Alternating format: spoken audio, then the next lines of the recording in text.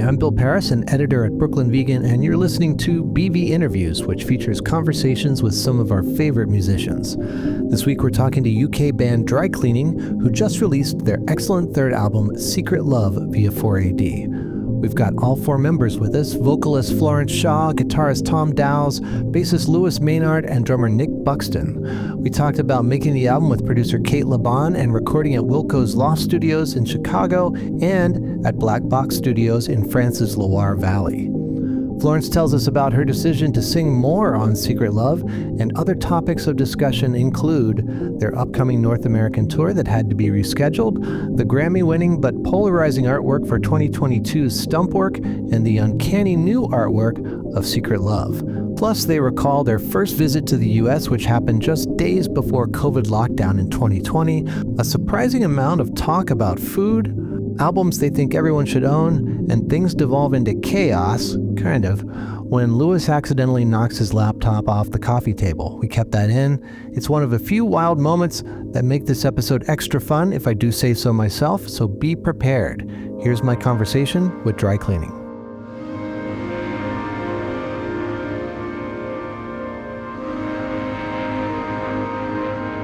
All right, I'm pleased to welcome to the show Dry Cleaning. Their third album, Secret Love, is out now via 4AD, and we've got currently three of the four Dry Cleaning with us. Maybe a fourth will join us.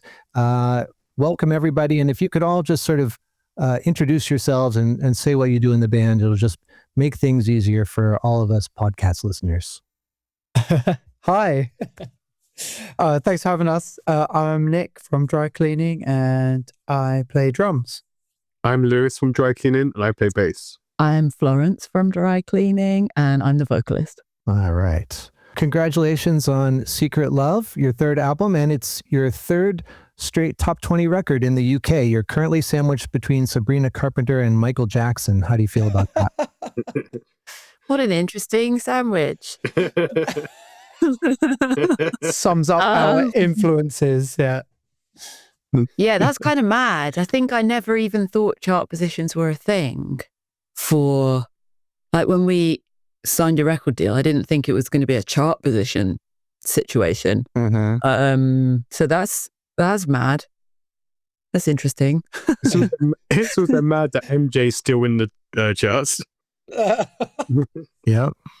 I know. Who are the millions of people? I always thought old stuff mainly charted at do you know that the Killers, that This Bright Side's always in the charts because university first years love it. Every time they go to uni, it seems to come back into the charts. I thought that's how that works, rather than MJ being in the charts again. I guess streaming has really changed the way that the charts work so much. That wouldn't have happened 20 years ago or whatever, but It's hard to get your head around. I don't think we've paid an enormous amount of attention to it, but you're the first person to say that we've had 3 consecutive top 20 records, which is quite nice, I suppose. Yeah, it's quite weird to think that. It's always been easier in England for like smaller, more unique bands to get in the charts because it's always been based on sales, like albums and singles in the UK, whereas America, they throw in like radio station play and stuff, which makes it really confusing to understand how anything actually charts. Oh, yeah. I didn't know that. That's super confusing. Does it change by how big the station is, or is it just an equal? I think it probably did. It's the way that they calculated it's very nebulous, and it was much weirder before streaming because you just didn't understand like how things happened. And I'm just going to stop to say we have gotten our fourth member of Dry Cleaning on the show. Please welcome Tom Dowse. Introduce yourself, Tom. Hello. Hi. We're just talking about album chart positions and how you're between Sabrina Carpenter and Michael Jackson currently. Which is I would have said that's where you wanted to be. Oh no, sorry. That's exactly where I wanted to be. I love both those guys. Okay. It's what I meant. I actually interviewed Jason from Sleaford Mods a few weeks ago, and they've put out a whole bunch of albums in January, and I asked him why, and he just flat out said it's easier for a band like us to get a higher chart position in January than it is at any other time of the year.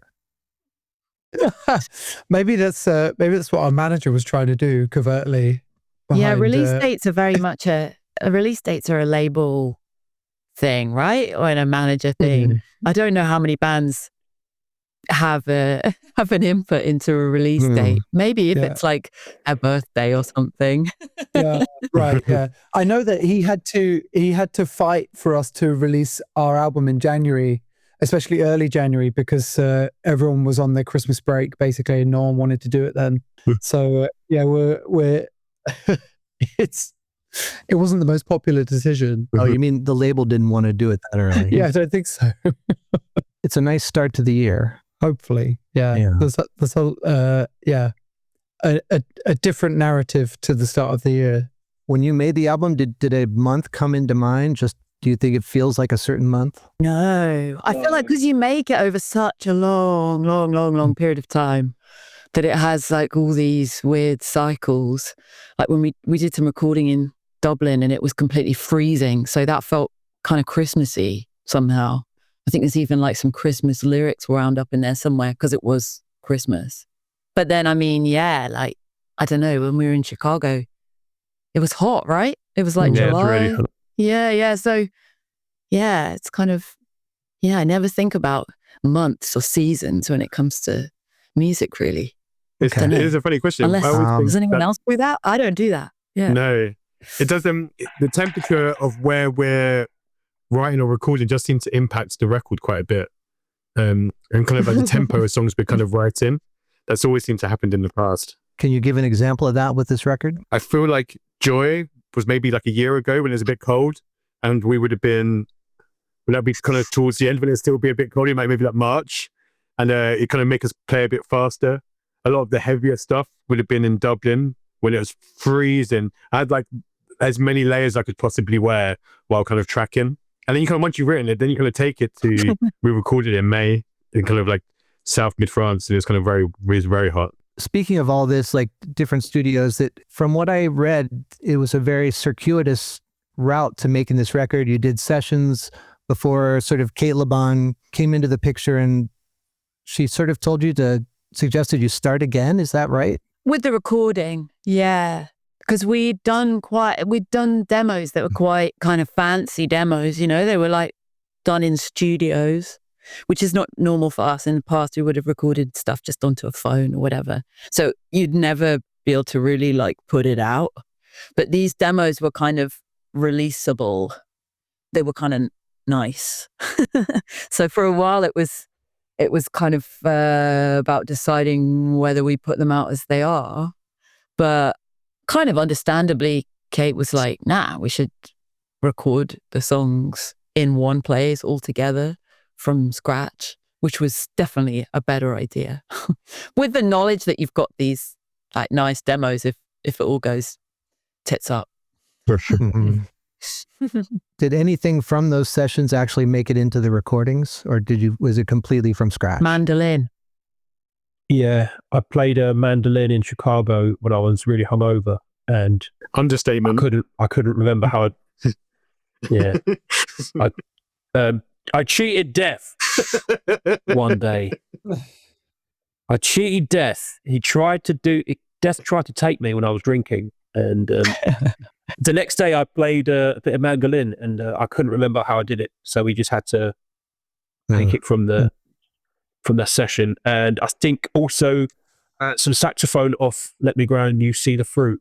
That was our good pal Bruce played that at the session in the Loft as well, and he did record more saxophone over the top of it during the France session with Kate, but the original take was also still there from the Chicago session. Also, and I think that's it, right? Jeff's guitar too. Jeff So it's like played Loft, guitar. Loft right. stuff. A few Loft snippets. Which is probably because the vibe at the Loft was so good. The credits, at least from what I looked up on like Discogs, says that like Jeff contributed guitar to My Soul Half Pint. Mm-hmm. And I was wondering what guitar part that was.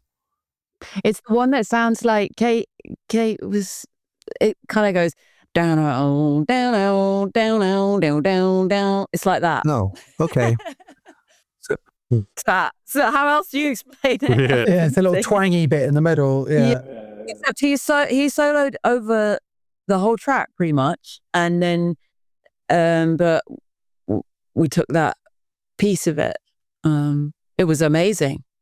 It was cool to listen to him doing that. It was an amazing moment because he was playing it to like our right, and also England were playing football and was watching on TV to our left. So we had this really weird moment where we were strangely invested in this football game, while also someone who we hugely respect is playing guitar on one of our songs and been somehow slightly split. I had a different memory of it because I remember we were asking him there's a solo at the end of the song. I remember asking him to try and write a solo for it because I thought that's when you get a guest guitarist and you should try and find one that could do something you can't do. And I'm not very good at solo, so I thought he should write a solo. And he ended up doing the thing just before it gets to the solo. He started playing the thing that's on the record. And when it got to the solo, he stopped. I was like, oh, for God's sake. So you end up with one of my solos there, which isn't as good as what he would have done. But Tom, I assume that like I call it like sort of spiderweb sounding guitar. That's you on that track? Spiderweb sound on yeah. It's got this like I don't know. It sounds like spiderwebs to me. I don't know how. Like sort of jangly, but yeah. I mean, that's probably me. Okay, that'll be me. Spiders or rats or. There's a lot of guitars on that track. There's a lot of guitars on that track. There's a lot of guitar. Like, if someone says that those guitars sound like a load of bats, that's me. The bats are the one, I think. Yeah. Okay, bats, not spiders. Got it. No, those spiders. Totally love the spider sound. Spiders are a big influence on my guitar players. So how did you settle on Black Box Studio? I know it's in the Loire Valley, which the only thing I know about that is like the wine production there. That is why. Thinking about the wine, yeah. That was why. You've answered your own question there. It was a big practical thing, I think, wasn't it? It was like we were looking at different studios Cate was only available between projects for that time. So we really had to sort of find something that was available. And I think we were looking at a studio on the outskirts of Paris, this big gothic looking place where Nick Cave's recorded, and I don't think it was available. So then we found Black Box. And I think someone at the label had worked with them and made on Kim Deal. Oh yeah, that's right. Yeah. They knew Peter, who was one of the people that ran the studio. So I think that was the link. It was a great studio. They're so nice. It was like a second home. They were so nice. The food was amazing. Amazing, yeah. Highly recommend it. And the Muscadet and Chenin Blanc flowed freely. Yes, hell yeah. I didn't look at the label. I don't know what you mean. We were saying earlier about how we kept getting because cheap wine in the UK is quite expensive. But good wine in France is very, very cheap. And you can go really, really cheap and still have a tasty glass of wine. And we went very, very cheap. It was great. I would say that holds true pretty much across Europe, Portugal, Spain, Italy. Like the table wine there is like a $150 bottle of wine here, Yeah.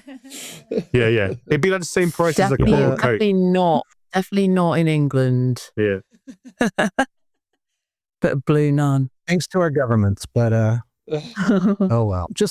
I looked up the Black Box Studio website. It looked a little bit to me like Rockfield Studio in Wales, where that's true. Actually, really well observed. Yeah, it did. It's actually based on Rockfield. Is that right? Bizarrely, yeah, which is strange because they're the two main studios that we've used to record our albums. The guy who started Rockfield with Peter, whose name escapes me. Ian Burgess. That's it. He started Black Box.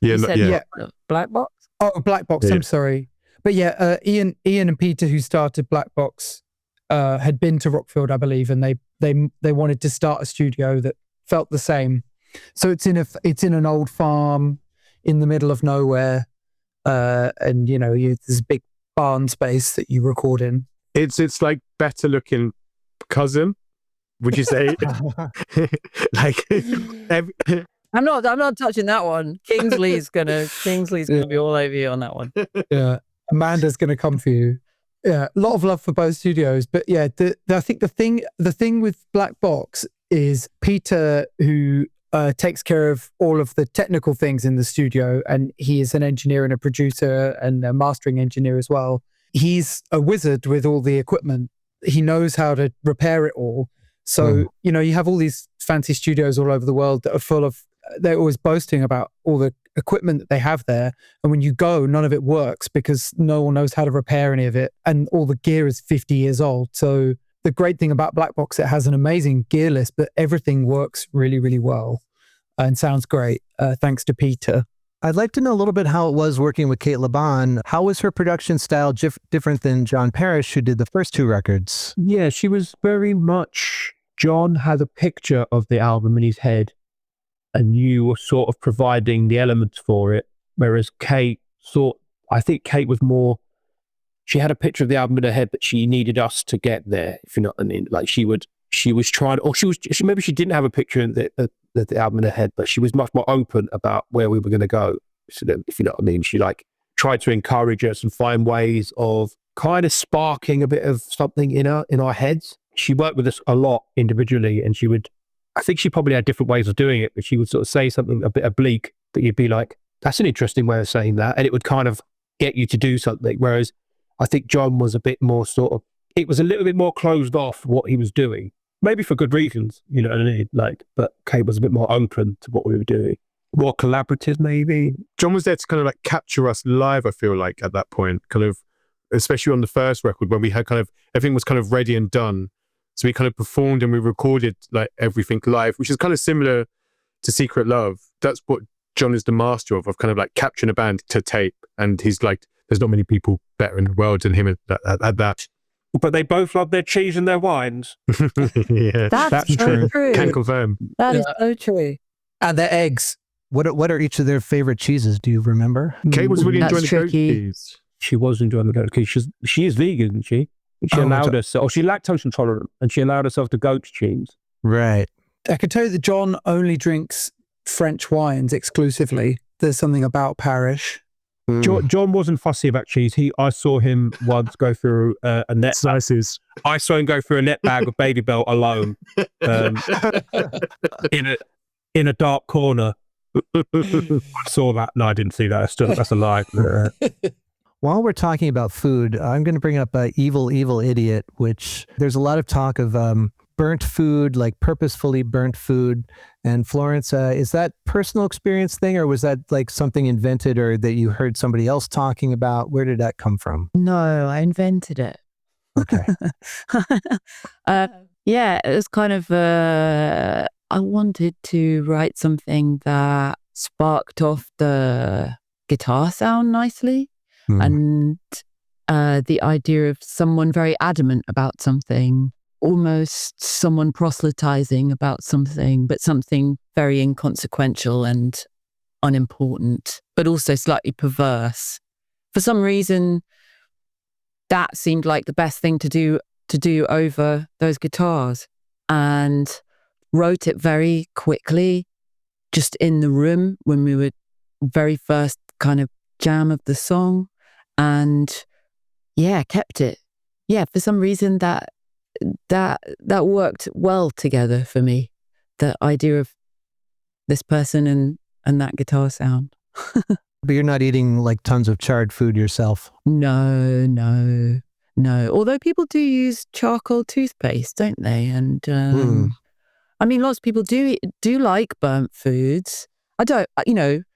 I quite like a bit of charring on the top of a lasagna or whatever, or peppers, a grilled or roasted pepper, where it has it's almost burnt on the outside. That's that means it's delicious, right? Right. You don't have to eat burnt bit though. You can scrape that off and just eat the juicy pepper. Everyone loves those. Can you imagine if someone didn't love that? That would be weird. Oh my God, I roasted vegetables. Wow. But not exclusively. I see. Charcoal toothpaste is my tour tip. if you wear a lot of black like I do, Yeah. and you drop toothpaste down yourself every day like I do, charcoal toothpaste, you don't even notice. Also, I was cooking last night for my girlfriend, and you know, when you sort of very lightly fry garlic or basil stalks or some chili to get something going, and I walked off and forgot about it, and it completely burnt, and I realised I didn't have time to start again. Oh no. So I just went for it. It was good. And I thought, I'm just going to lead into how black it is. Oh, you went black. I can be. Oh no. So I just put a load of basil in and sweated that down. And by the time it got absolutely the other side, the garlic was a bit bitter, but there was a richer vibe to the tomato sauce. It was, my partner loved it, and I didn't tell her. So don't tell her. And you can check our podcast description for Tom's recipe for this spaghetti. So Yeah. Destroy the garlic. on that note, who's the best cook in the band? Lewis. Is it expert? Me and Nick have a bit of a stock off at the moment. We're both into making a lot of stocks. I think This has come up on so many interviews now. it's because I want to book. Because we're obsessed with food. Yeah. Weekly, me and Nick are making stocks. No, I need to go shopping though. They're both good cooks. They're quite different. Making arancini today for the leftover risotto. Oh, Bloody very hell. nice. Can't believe. I don't know how you have time. I can't believe arancini. Fucking hell. I think if I make arancini once in my life, I'll be amazed.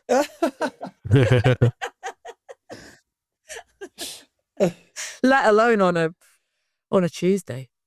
Tuesday arancini day. The cold, windy Tuesday. Lewis, what's your specialty? Today, I made a stock the other day, and with it today, I had a butternut and ginger soup, which was really good. That really sounds like you made that up. Yeah, I'm just looking around my room. I made a bass guitar. You're and Yeah. I'm having backs. Sea backs. At the moment, Right. I'm trying to get into hand making ravioli. That's my current one because I feel like it's a good romantic one for dates. Can't go wrong with like a butternut squash ravioli and like a brown butter sauce with sage. Yeah, there we go. Good place to start. I'm going to write that one down. Okay. That recipe will also be in the podcast description. I think that'll do it for Foodcast portion of the interview. Back to working with Cate Le Bon, can you give an example of where a song like changed from maybe a suggestion by Cate? I don't know if this is like the biggest change, but I think she was quite transformative. The biggest kind of project that she revived really was Cruise Ship Designer, because it wasn't really a song, I'd say collectively, that there was a lot of enthusiasm for before she came into the picture. Like Flo had kind of championed it and made a little edit of the demo we had, but it didn't really feel like it was number one on anyone's list. And Cate really championed it. You know, she was like, "This is brilliant. That bit's great.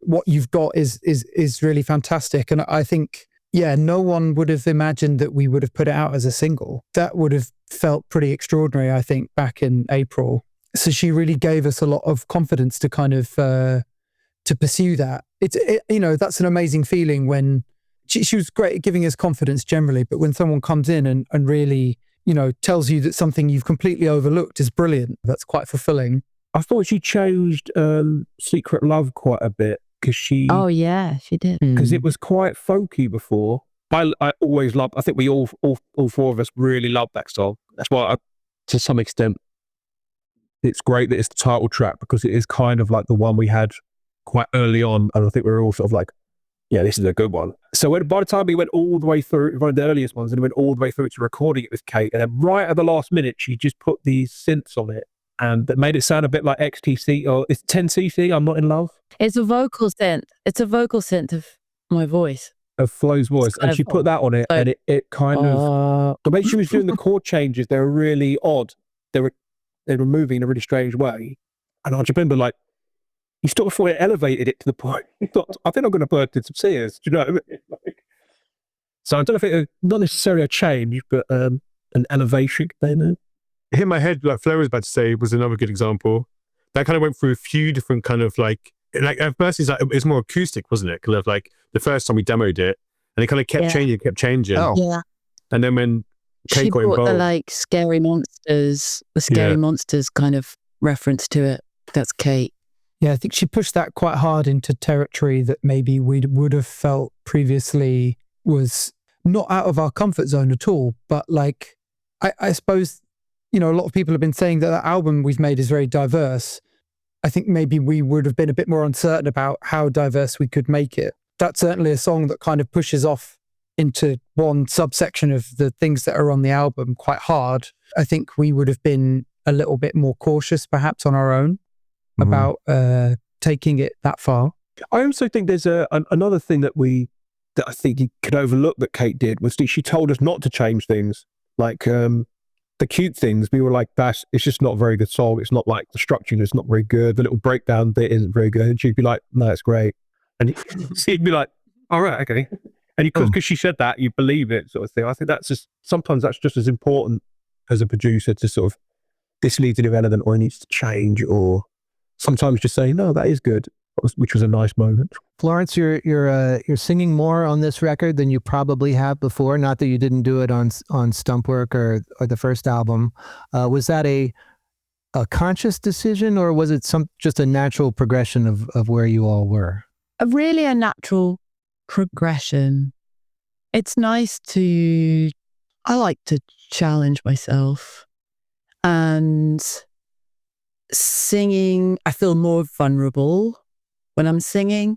And so for that reason, it lends the words a different edge. Maybe this is an unusual word to use for it, but I feel like my spoken word vocals, they're quite confident. They're not faltering necessarily, or if they are, it's very on purpose. And the thing I like about singing is I just have way less control, and I feel much more at sea with it. But that's an ingredient that it's nice to use sometimes. Mm-hmm. Yeah. So it was sort of natural, but sort of on purpose as well, like a certain filter to put some of the writing through.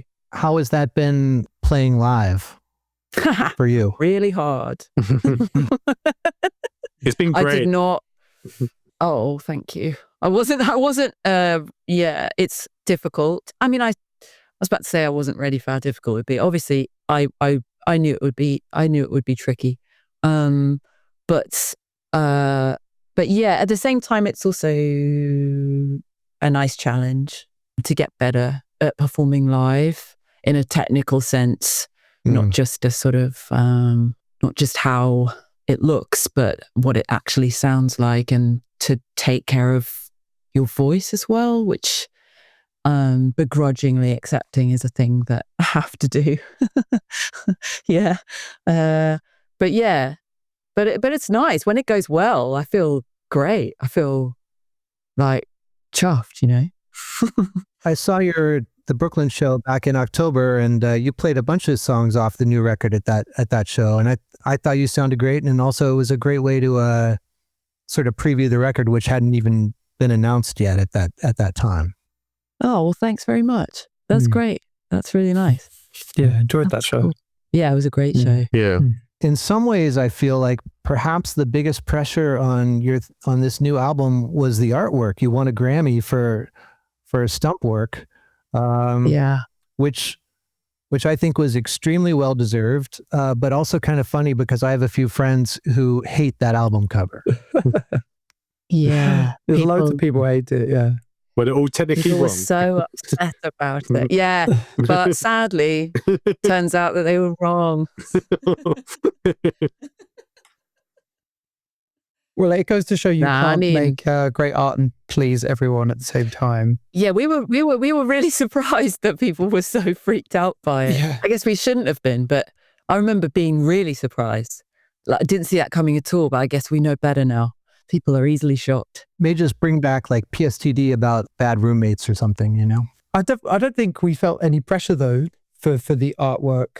I think when Yeah, in the same way, it was kind of it's kind of a hands-off thing for us in so many ways, because with Stumpwork and then with this album as well, we commissioned the artwork to be made, and so you're just kind of waiting to see what comes back, really. And it was as much a surprise to us as anyone else. Does anyone win that Grammy twice? We'll be the first. I bet somebody has. I bet. Maybe. Were you at the ceremony for that? No, Rottingdean were. Rottingdean Bazaar, who made that artwork, they were there. Yeah. And Annie Collins also, they made it as a trio, really. And they were there to accept it. And they wore really nice outfits and everything. It was a pleasure watching them go up and get it. We were in Lewis's living room watching it on nice. live stream. Yeah, and it was Rufus Wainwright. Yeah. Yeah. Oh, so cool. I just blanked on that. But yeah. And he presented it as well. So it was really cool. Yeah, that was so surreal. I saw him in the airport the other week and I really wanted to say hello. Oh, I really wanted to be like, you gave my band a Grammy. You remember the artwork with the pubic hair all over the soap, That was me. I mean, he might remember that. Yeah. So tell me about, is it pronounced Erica Ayers or Ayers? Erica Ayers, although maybe it's Ayers. She's never corrected me. And I say Erica Ayers. So I hope it is. What can you tell me about how she came to do the artwork for the album? I've been a big fan of her work for a number of years. She makes incredible ceramics too, and pencil drawings that are just really beautiful. And she's Canadian, but she teaches in Scotland. And she did a show in a small gallery in Elephant and Castle, which is kind of near us, a few years ago. And that's where I came across her work. And actually, when we were doing the artwork for Stumpwork, when we were looking through who to invite, I sort of put together a little list of people. And obviously Rottingdean was on there, but Erica was on there too. So she's somebody that we could have also considered for the Stumpwork artwork. As just her images just seem to be, I don't know, they seem to twin so well with our music, and that doesn't seem to wear off. I keep coming back to her, and so yeah, we all kind of liked her work, and then we did kind of met her over Zoom. She was a little bit hesitant. She was like, I've never done an album cover before. But, it was fine. We were just like, it just needs to be a square, like just kind of do what you do. And she immediately suggested the first aid imagery. We said we wanted to be in the images ourselves. She immediately suggested first aid imagery. She uses found pictures a lot. But she sort of warps them with her own artistic license and kind of makes them uncanny. And we talked about like a few of the themes of the record and stuff. But yeah, she really zoned in on the kind of first aid thing and did a whole series of stuff that we looked at. And with the record, there's more images inside it and things like that. So it's like a series of paintings, really. And the singles all have a drawing too. Up until I saw the record like in a record store, I thought the front cover was a photograph. It's very like vivid and realistic, at least from a 600 pixel JPEG or something. Yeah, the brush strokes on it are very beautiful. When you actually have the vinyl record in your hands, the brushstrokes are very sort of they're very soft. There's sort of like a tenderness to it that's a bit unexpected with the type of image it is. Yeah, we love it. For the release of the record, you did a string of in-stores last week. How did those go? They were great. Yeah, really, really fun. Yeah. You're kind of preaching to the converted in a way, because they pre-ordered the record. So a lot of the people there, they've probably been with you for a couple of albums anyway. but there was so much enthusiasm for the record. And I think we played about 6 tracks off of the record, and it felt like maybe quicker than the last 2. People love these ones and know them really well, maybe quicker than they did the last time. So it feels like when you play something even like Half Pipe, which we haven't played that much live, or Let Me Grow or something, it seems like people are already really into it. And they seem to know it really well, which is quite a strange feeling, because sometimes you're sort of waiting about 6 months till people sort of absorb the album, that this was almost immediate, really. I'm normally in that camp of like holding back the new songs until people kind of know them a bit, but we haven't had to do that. I feel like we can do the complete opposite. I feel like some of them are feeling better than some of the old songs. It's great. It's really positive. From there, I do want to talk about your upcoming tour, which was the North American tour was actually supposed to start this week, but then it got pushed back to April. And I assume that you still have your visas from when you toured last year. I don't know exactly how that works, but I can't imagine how hard and financially difficult it must be for bands from not America to play America in 2025, 2026. We actually have new visas now. Yeah, it is hard. The cost of things just seem to triple overnight. And it's difficult as well, because it's not really a situation where you're sort of asking the fan base to do more. They're doing everything. They buy your records, they come for the shows. The ticket sales weren't even bad or great.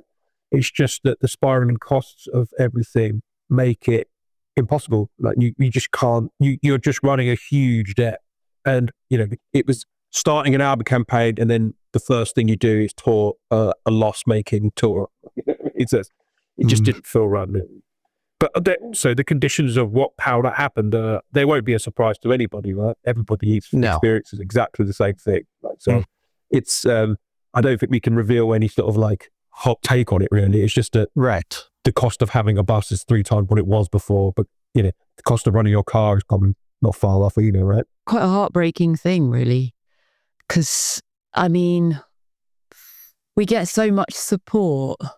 We have like tons and tons of like really loyal fans, and really we always want to play everywhere and return to places as often as possible. But it's so little to do with the kind of financial landscape, means it's so little to do with what you actually want to do. You really have to kind of succumb to all of that occasionally, which is such a bummer. It's such a downer. Yeah, it's pretty crazy. Yeah, in particular, the shows that we've rescheduled, there's some dates, particularly in the South, that did not get included in the rescheduling. It's purely just the most cost-efficient way to get us round. Typically, I think a lot of bands like us might play smaller shows towards the South, and that doesn't mean that we don't enjoy them any less or they're not great shows, but it means you're making less money. And when the kind of hard-nosed booking agent and management teams are looking at it, those are the ones that get sacrificed in order for you to make the tour work, which, like Flo says, is really heartbreaking. I've said this before on, in other interviews, that we're really massively committed to going back and doing those shows whenever we can, when we get the chance. We're always fighting for it. It seems absolutely, crazy to us that, you end up sacrificing a show, say, in Atlanta. I mean, we've cancelled shows in Atlanta before through illness. We've played there once in our history, which is bonkers considering that it's, one of the biggest cities in the US. Mm-hmm. But it gets skipped because it's on that route. If you go to Atlanta, then you have to keep going round.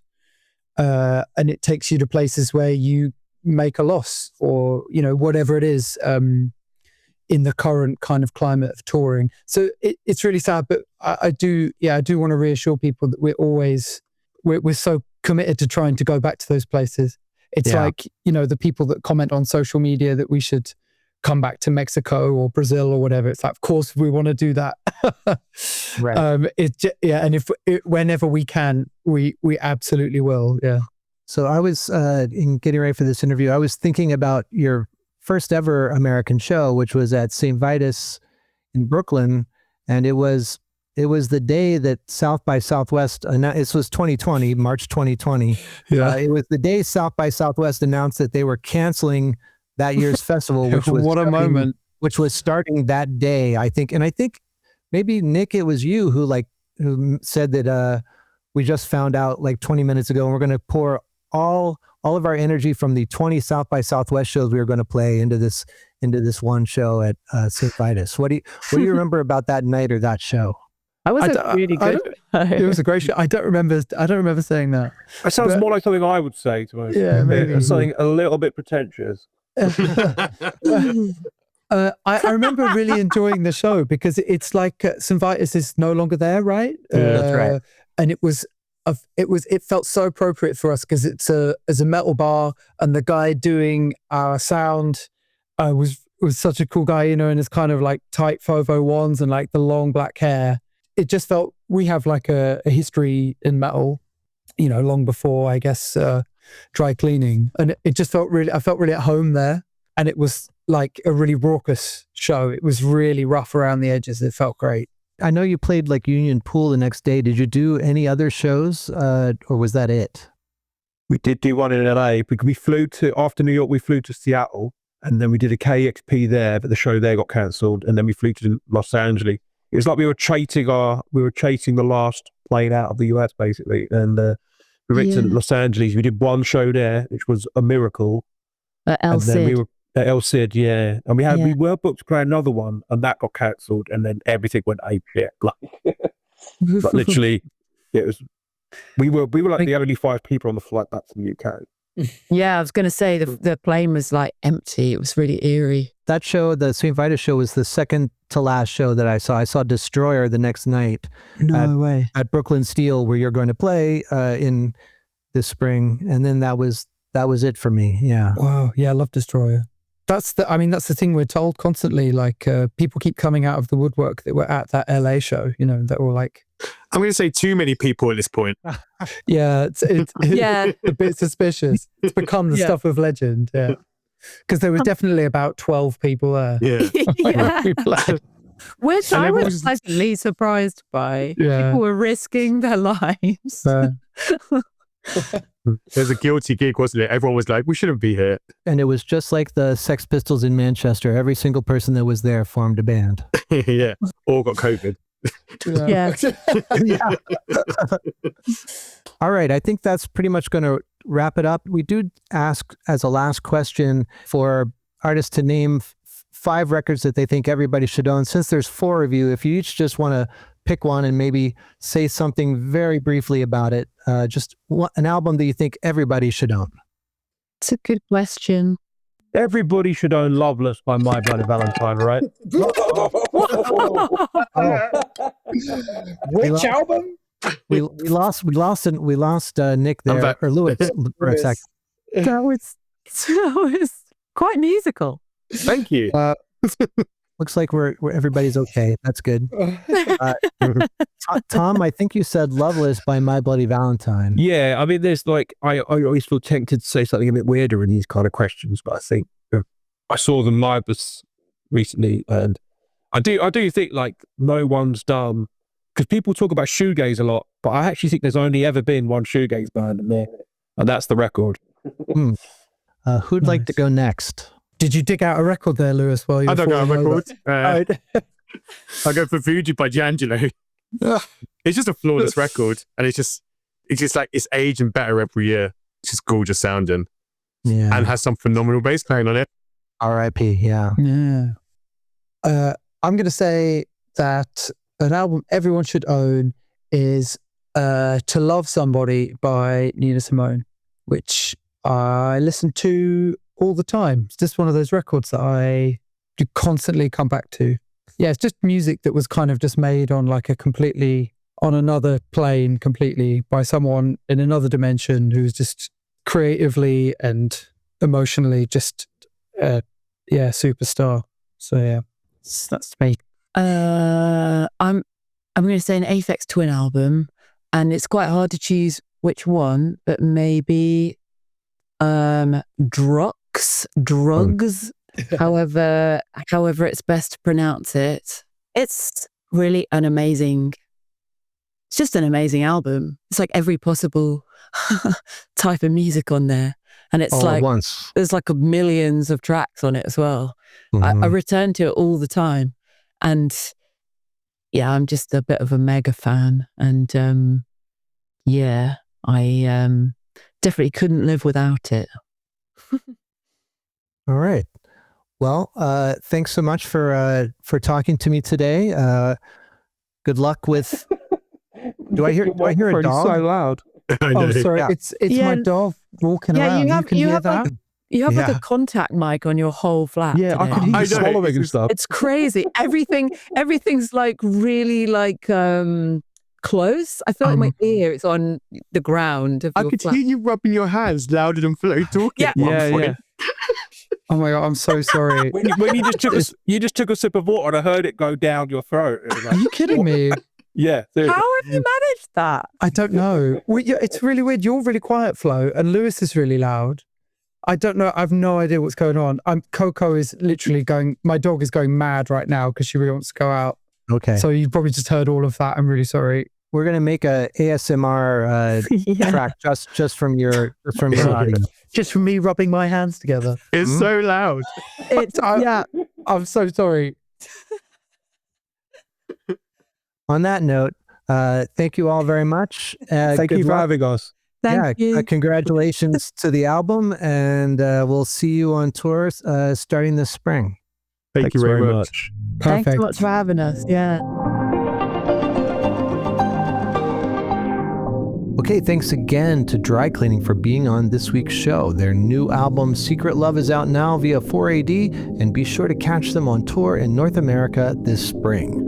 Meanwhile, you should also check out our other podcast, BV Weekly, where my co-workers Dave and Andrew discuss the week's hot button music news, the latest releases, and more.